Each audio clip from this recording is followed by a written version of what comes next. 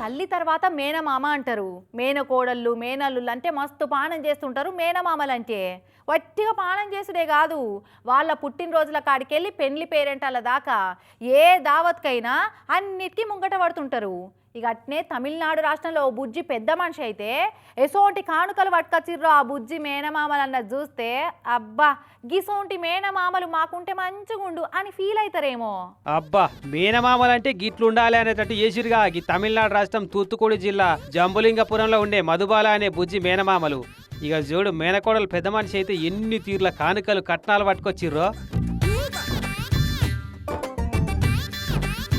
బండెనక బండి కట్టి అన్నట్టు వరుసగా 5 ట్రాక్టర్ల నిండా 501 రకాల వస్తువులు, తీరొక్క తీరు పండ్లు ఫలాలు రకరకాల సామాన్లు. ఇక ఇటు చూడరు 100-200 నోట్ల రూపాయలతోనే అల్లించిన దండ, పక్కకే ఓ మేకపోతు.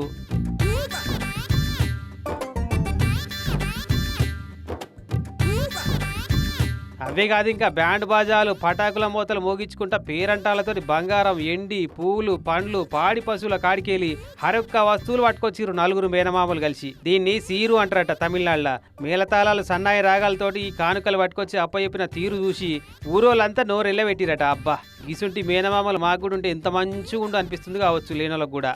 అయినా కానుకలు ఇత్తనే ప్రేమ ఉన్నట్ట లేకుంటే లేనట్టా గానీ గీ లెవెల్ కాకపోయినా ఎవరు తాకత్కు తగ్గట్టు ప్రేమ చూపెడతారు వాళ్ళు కూడా కదా.